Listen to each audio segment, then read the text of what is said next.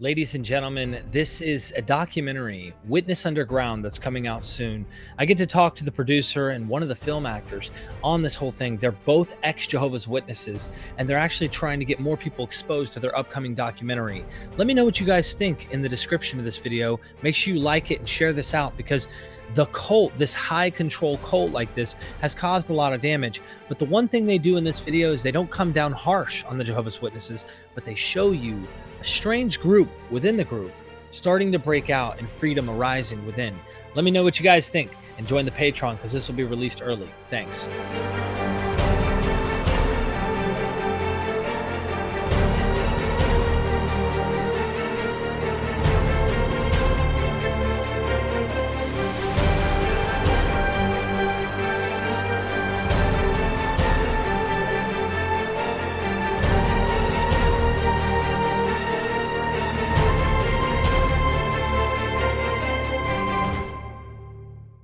We are Myth Vision.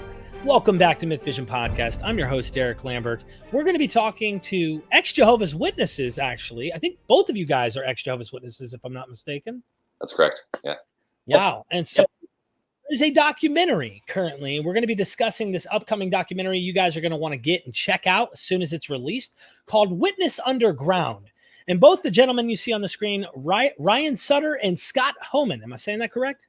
That's right. Yeah, they both are part of this. I'm not sure who the producer is exactly. You guys can maybe fill us in on the details. But what is this documentary about? And tell us about this. You know what the story is. Yeah, I'll give you a quick synopsis, I guess. So imagine a music scene that emerges within a cult, within a high control religion. They're not really allowed to interact with people on the outside. And so they're isolated, and it emerges. And then because they're sort of more free thinking, the people all of a sudden started leaving the religion for various reasons, getting kicked out or like deconverting themselves, and like what that process is like. So the film kind of takes the audience through that process. And then you sort of see what their life is like after that and how that affects their lives and their families. Wow. And their music. I actually was watching snippets of it, and I thought to myself, it is a strange world when such a high control group keeps you from even being allowed to play certain music, dance certain ways.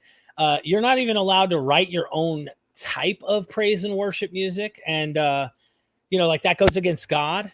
So I was a PCA Presbyterian church. And in fact, that was something in that strict version of it, where we were only playing from a piano, and they had hymns books. So you needed to work out of those. I'm sure the Jehovah's Witnesses have something similar. Ryan, would you be interested in commenting on that? Like what, because he's taking us and showing us that like it's almost like a social cult, not a high control cult, but a social cult of music, if you will, within a high control cult that's harmful.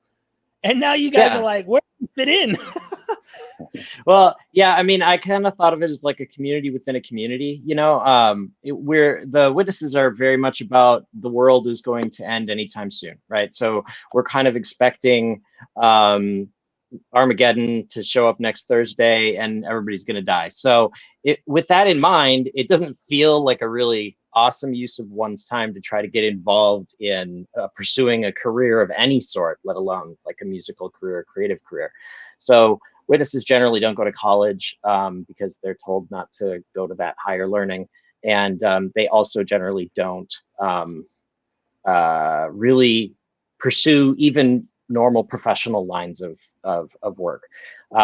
So kind of knowing those as the rules, being raised as a witness myself, but being raised by a mother who was a singer in like bar and wedding bands, and we always had musical gear around at the house. It just kind of occurred to us when we were kids that like, oh, well, no, we're never going to go be professional musicians. We're never going to try to be rock stars. We're never going to try to make it big. But we love doing this, and it's super fun, and it's a great outlet. And it started as like kids stuff, really, like quite legitimately. And then the cool part is that it became this community within a community because other kids, and teenagers and like young people in their 20s as we got older, they were having the same general experiences. They were trying to process like living in the last days and the world might end next Thursday, and this like regimented world that they lived in. and also they were using creativity as a way to deal with it. And we started to find each other, you know. And at first we found each other through direct connections in like Kingdom halls and at meetings, but then when we went online, we started to connect across state lines, and we started to connect, you know, to this larger group of people. And it was just, I think everybody, I've heard it from so many people that like the minute they found out there were other people doing this, like they thought they were alone. They thought they were the only person who was like sitting there with their guitar playing emo songs in their basement. And then they were like, oh, yeah, there's actually no official rule against this. We can do this as long as, you know, as long as we don't try to go make it big and be all worldly. So it happened really organically. There was never like a plan, but it was really neat because it was like we all felt like we were kind of inside, you know, Jehovah's bubble, and then inside that we made our own little community. So it was pretty cool. If I may probe, this is interesting because many ex-Jehovah's Witnesses talk about how controlling you are, like how controlling they are about controlling what you can do. Did you guys experience elders approaching you saying, this has got to stop? I mean, you cannot be doing this anymore. I don't care if there's not a written rule. This is something that can't go on. Not directly. In fact, there was an elder in my congregation who fronted one of the bar bands, you know, the wedding bands. And there were all these rules, right? Even with that, to your point, like even if you were going to play just cover songs at somebody's wedding, you had to think about if a song might be offensive to somebody in the audience. And there would usually be what they called a master of the feast, who would be an elder who would oversee the gathering, and they would vet the song list. They would say, you know, oh, you know, you can't play Earth Angel, right? Because that's got a supernatural overtone that might be false religion. And so the direct, like, no, you can't do it, didn't happen. And if you think about it, I mean, Prince was a witness, went to local congregation in the Twin Cities, and he became a witness because he studied with Larry Graham, who was the bass player for Sly and the Family Stone, who was an elder in a congregation, who was still a witness. So there's no, you know, there's a kind of a line to walk there, where the elders are not going to just come out and be like, don't do this, as long as you don't, as long as you're not committing immorality or doing drugs or things like that. Huh.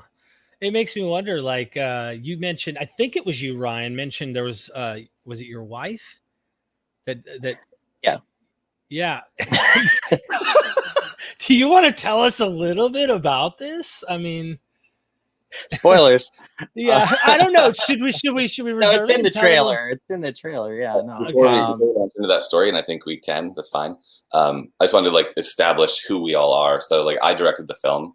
Okay. And I have a story that's really similar to Ryan's in a sense, in that I was in a band and I quit that band. It was like a high school band. We played prom. We did all these things you're not really supposed to do, but I got away with it.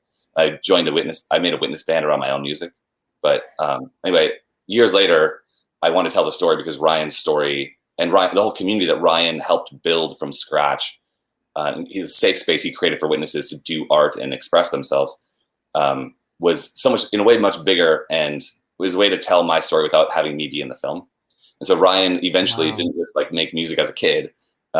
He produced like helped produce, him and his brothers helped produce like 30 albums of amazing music. That's actually like super high quality music, and you get to experience that in the film. There's like 42 songs that I selected from their huge archive of music, from many different bands, and like over a span of like 15, 16 years, where he's basically a studio producer, and you know, they were DIYing it a lot and like had, you know, subpar equipment because they're poor kids, but they made a lot of awesome music and great melodies, and like they're incredible songwriters as well. So Ryan's not just some kid who plays music; he's also like a music producer and still performs music to this day.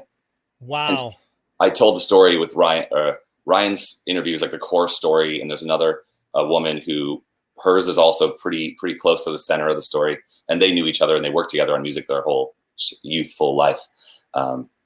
And we're all still friends after leaving the religion. But real quick, Scott, if you don't mind, it seems like in this documentary, you vicariously lived through Ryan in a sense.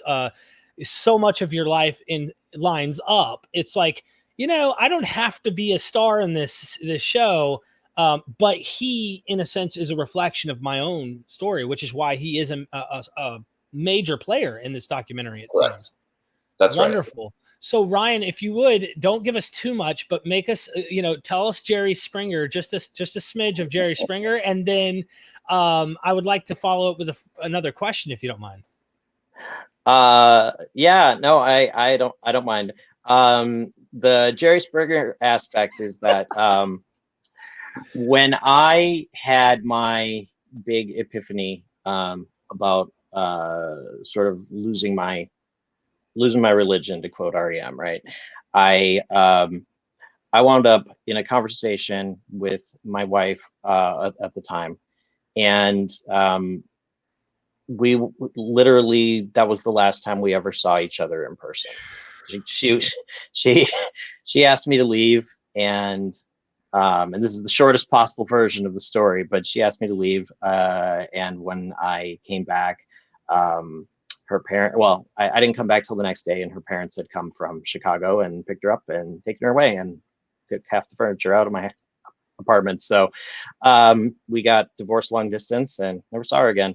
So that was it was sudden. Let me put it that way. Like, wake up one morning and be like, wait a second, and then within a couple weeks, you're like, oh well, here I am, and then you mention it to your wife, and now suddenly you're a bachelor again. Oh my goodness. You guys, it seems like a while ago. I've gotten over it, This documentary, this is kind of you guys are enemies now of the church for this documentary, aren't you? They ain't gonna like it. Yeah, they're not gonna like it. I was really careful not to point a finger at Right. the religion directly. And there's a lot of people who do that, and there's a lot of YouTube channels that specifically target the Watchtower, specifically target the Bible and Tract Society, that is the book corporation that has a factory in New York that's been making this literature for 120 years, selling immortality, giving away immortality for free for your, as long as you knock on doors and try to proselytize. Anyway, like this, we're not trying to like take them down. What is really important to me that, and there's a lot of things we could say about this religion that are definitely a problem, and they're not dealing with it. Like, there's problems with child sexual abuse. There's problems with, there's just a lot of problems. Yes. They're trying to brainwash people, and they're using coercion and undue influence and it's wreaking havoc on a lot of people's lives. But my big thing, because I didn't really deal with those, well, at least with the child sexual abuse, it's not my topic. I dealt with shunning, and so my family have disowned me. And it's weird because, like, you would think that those tools they try to bring people back with this, basically solitary confinement is what they impose on you immediately. Like, the day you admit the thought crime of that you're not sure that something that they teach is correct or not. They cut you off, and they're like, well, we can't talk to you anymore because you're now like, you don't believe every single thing we told you to believe. You're not obeying us 100%. So we no longer can talk to you. So they do this shunning, which is complete isolation from your community and your family. And then that just never ends. That's until you die, or you spend a year in solitary confinement, essentially going to the church and everyone ignores you for a year. You have to go 3 days a week, or 2 days a week now. Or now it's over Zoom call, but you have to show up and your camera has to be on, apparently. You don't go through that process and like bow before them and like give up all of your rights to intellectual, free thinking capabilities. You have to give that over to them and just obey and to convince them that you believe everything that they say. If you don't do that, you never talk to your families for the rest of your life. And they cut you off. They put this, they're like inside a cage, and they'll close the cage door and they're like, we're not talking to you. Go away. And there's no, I've been doing that for 12 years. There's also no, there's no other options than that, right? There's no graceful way out. There's, if you've ever been baptized, you can sort of become inactive and stop going, and your family can kind of stay in touch with you, but most people will choose not to. But there's no, like, the difference between somebody who is a child molester who gets kicked out of the church, which too many of them don't, but if that happens, and a person who just doesn't believe in the doctrine, they're treated the same. The shunning is the one size fits all punishment for anybody who stops being a witness. And different families may actually implement it a little bit differently. Some families are more strict than others. Some are more lenient than others. But that plays a big role in the movie because, again, to Scott's point, like the point of the movie here is not doctrinal. It's not a takedown of the witnesses. It's not a hate on the Watchtower. We all had a lot of fun when we were witnesses. Like, to be honest, we had a blast, and we had a lot of really good friendships and a lot of really great stuff. But it is the reason that the witnesses don't really like this kind of thing is because it highlights a very cruel policy that they have, and that does not make them look particularly good in the public eye. Yeah. So the key topic of the film, really, the point of it is how the culture works. I wanted to humanize the Jehovah's Witnesses because most people don't know, and they think of them as an other. And that sucked, being a witness, being treated completely differently than the rest of society. Because I was always like 1 foot in, 1 foot out. I had what they call worldly friends, which is non-witnesses, which is also a strange term. It's like they otherize the rest of the world and they dehumanize them for their own cultural group. So this film humanizes the Jehovah's Witnesses through the artist, because it's like we did world building of what it was like to be an artist in that culture and how that worked for those teenagers and early 20-somethings. And that whole like community and art scene. And then these exit stories one of the points is like to humanize the people on the outside for the Jehovah's Witnesses who might watch this, or someone who's just as curious, because they're all just very understandable people, and but really highlights how the shunning affects people and how serious they take that and how dark they get, really. With how they, tear their own families apart with this. I think that's an interesting point you bring up, Scott and Ryan. I mean, I'm not against religion. I am against harmful practices that I know aren't going with modern times on certain things. And that's just the way it is. That's been my goal all along, is to kind of try and make jabs and get the attention of people like the witnesses and others. And hear the voice of the ex-Jehovah's Witnesses, say, look, this is what was damaging. My parents still won't talk to me to this day, that kind of stuff. I want to change that. I don't think I'm ever going to change superstition or beliefs in things that are beyond us. Sometimes I think it's useful and necessary for some, even though I myself don't identify anymore in that. So I respect people's faith, but this is the stuff that really gets my blood boiling, if you will. Yeah, it really does. Yeah. But you in the music industry within this high control cult, can you give us some details, maybe not too much, because your documentary is going to go into this. It seems like someone mentioned in the video they were homosexual and they killed themselves or something like this, if I'm not mistaken. So that's another problem I see. And it's not just the JWs. I don't want to call out just one group, but this same policy, this same idea, I'm trying to make a change in the world, if you will, on. Can you maybe communicate on this?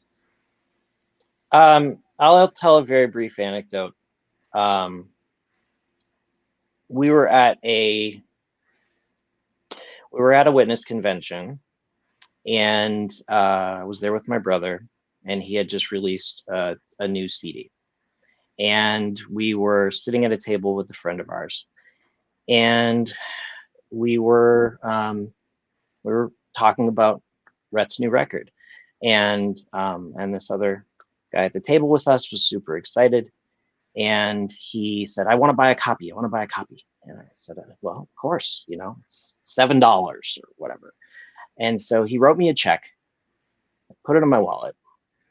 I was going to go to the bank to deposit it after there was a weekend, like the convention went over the weekend. And so I was like, oh, so next week I'll run to the bank, I'll deposit this, and I'll mail him a check. And then on like Tuesday, I got a call from my brother that he had hung himself. Mm. Oh wow. And it turned out he had left a suicide note, and it was because I'm gay, and I just spent 3 days at a convention listening to this and feeling terrible, and I know that Jehovah will never approve of me. And I'm just sitting there staring at his check. It was like that. I was still a witness at the time, and it just made me I was devastated for months. I didn't know he was gay, right? I found out from his suicide note. Yeah. And so yeah, that's, I would love to say that's like the only time that I know of somebody who's gay who committed suicide that I happen to know, but that's not the only one I know. So it's, but that one, that was really hard. It's hard for me to even talk about it now. And that stuff just should not happen. I mean, that was just like, he was a lovely guy, and he shouldn't have to go and sit for a weekend being told that nothing he does about who he is ever going to get approved of by the God he worships, and that life eternal is not for him, right? It's for everybody else. And yeah, I don't tell that story in the movie, but that's the kind of thing that happens. Yeah, I think I saw just a brief moment where something was mentioned, and it literally just went right past it. It didn't dwell on it, but thank you for the details. Scott, would you like to comment on that, sir? It's a really big problem in this religion. They're very homophobic. They're not hiding it. They're very open about it. And like the very first few people I worked with on this project, I made like a series called XJW Coming Out. So that's on Patreon and also YouTube, XJW documentary. The very few people I worked with were all bi or gay.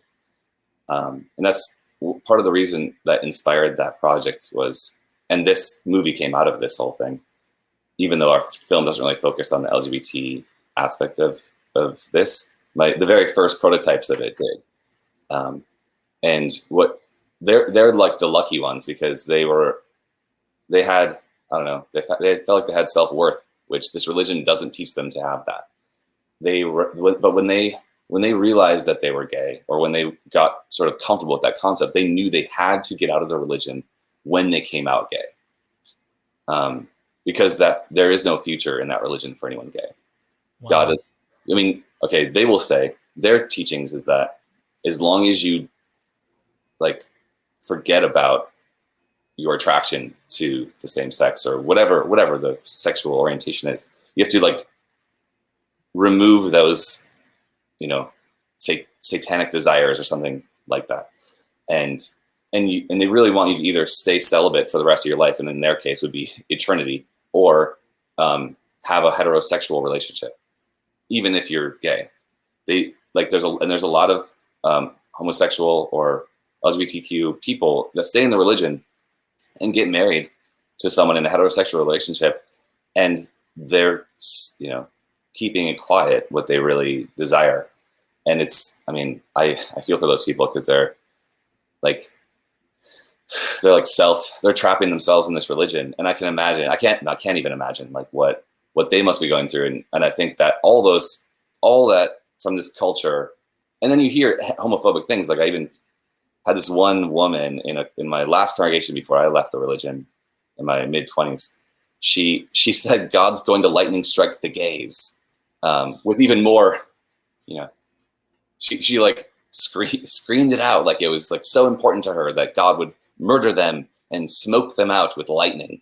It's like, wow, it's like the darkest thing I've ever heard. You just want people to die around you. These are like people in your own congregation, maybe she didn't believe anyone in her congregation was gay, but that's just an emblematic of the spirit that imagine being gay and hiding it your whole life, and then hearing your friends and congregation community say that, like, you're doomed by your own like community.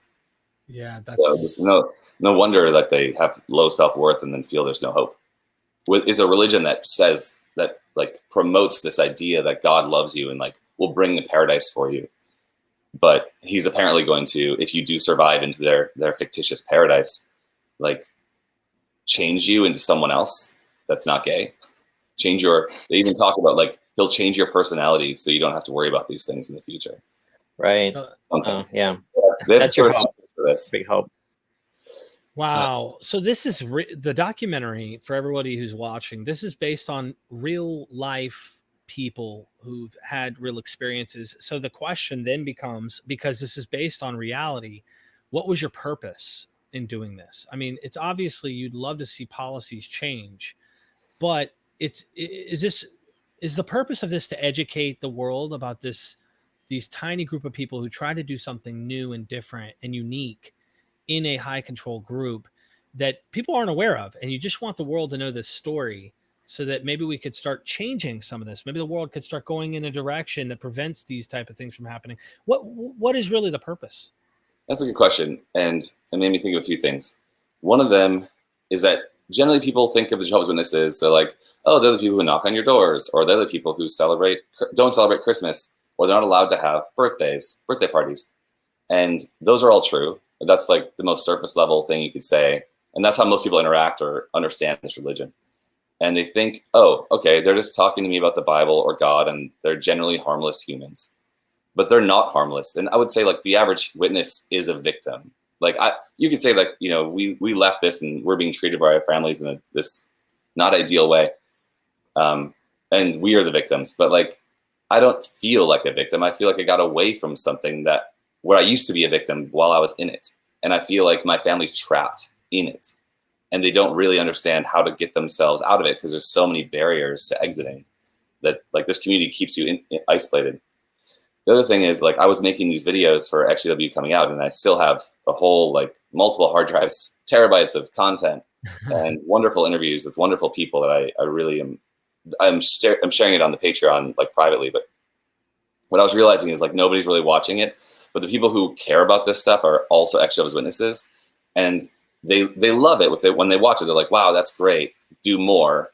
Keep on doing this. This is important for us. But it's really just an echo chamber. Like it's the only people that really understand why they should spend time watching this are also already know intimately how this works. And I realized like when I was a witness, there was like 3 or 4 movies, one documentary about the blood issue which is they have a weird medical policy. It's sort of like anti-vaxxers, but they're not anti-vaxxers. They're anti-blood transfusion or anti-blood medicine. And like on the conservative side, I've done some research on this. On the very conservative side, according to like the American Medical Association report, somewhere between 30 and 50,000 people have died because they refuse blood care over the last like 40 years or so that this has been their official corporate policy.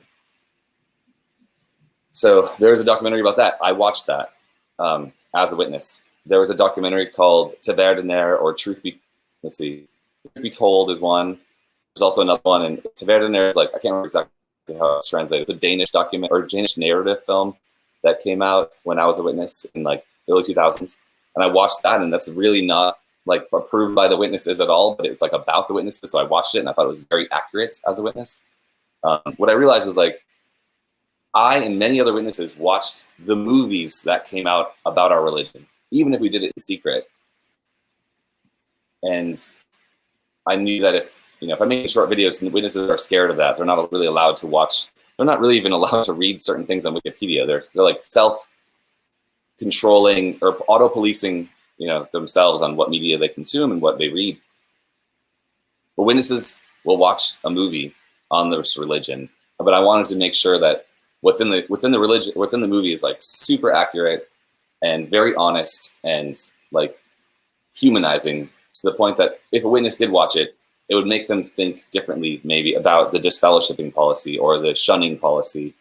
And like the religion has come out and said officially that they don't do shunning, which is the biggest lie of all. Like there are 2 million-ish ex-witnesses that are out of this religion. They absolutely 100% shun everyone, every single human who's left this religion, with very, very few exceptions. they might secretly talk to their kid because they love them or something, but you're not supposed to, and they'd never tell anyone in the religion that they're doing it. Also, a really important thing is a group of ex-witnesses in Belgium did a class action lawsuit a few months ago, and they won it against they tried the Jehovah's Witness religion in a criminal court in Belgium, the Supreme Court of Belgium, and they won against the witnesses, and they got a payout. But now the witnesses are appealing it. But like, their whole class action lawsuit was about shunning and how damaging it is. And this European court was like, yeah, this religion's guilty of like hate crimes, actually, and human rights violations according to the EU Constitution.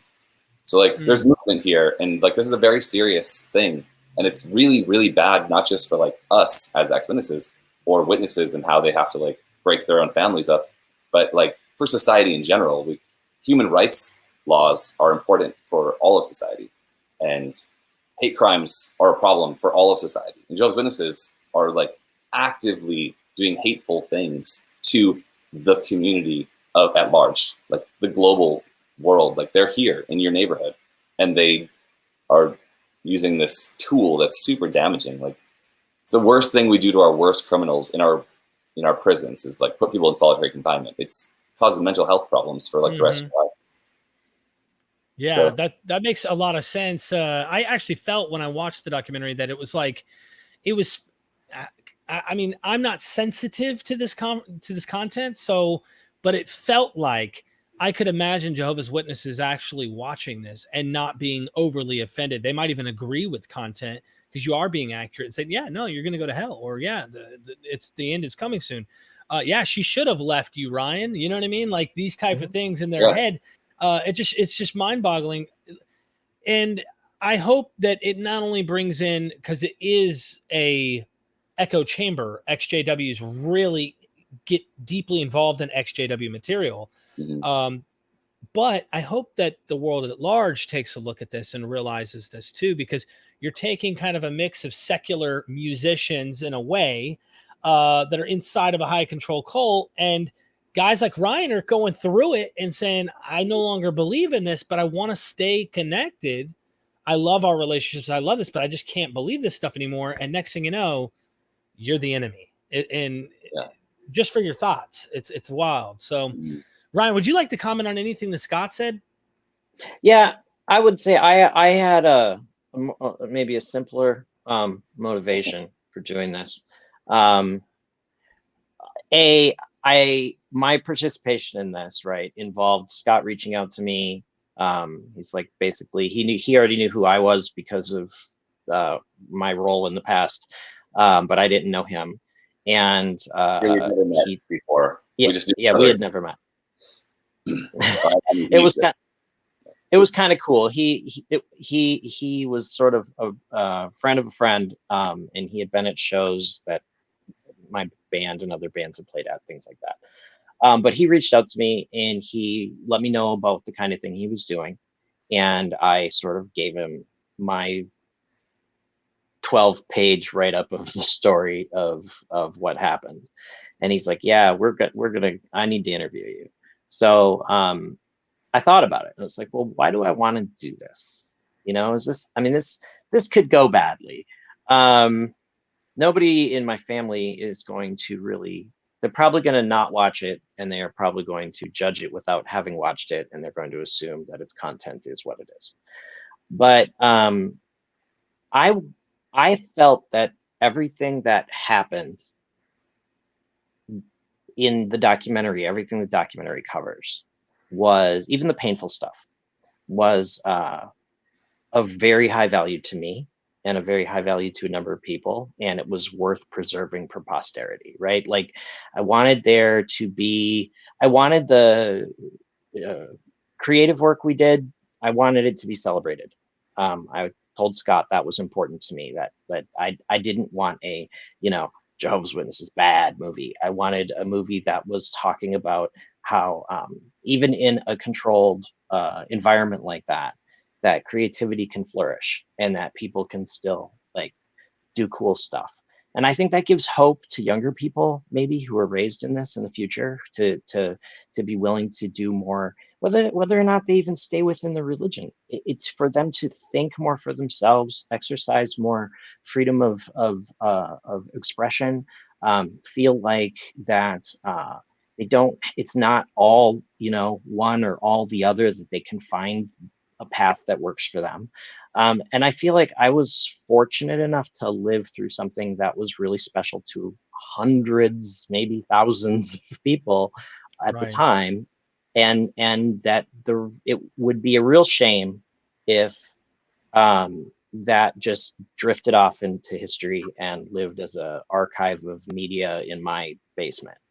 So I opened up my archive to Scott and said, have at it. Well, I really enjoyed it. I hope a lot of people who are watching this will stay tuned, and you're going to want to watch this for sure. Witness Underground. Scott, when does this come out? When can everybody actually jump in and see it? How's that gonna work?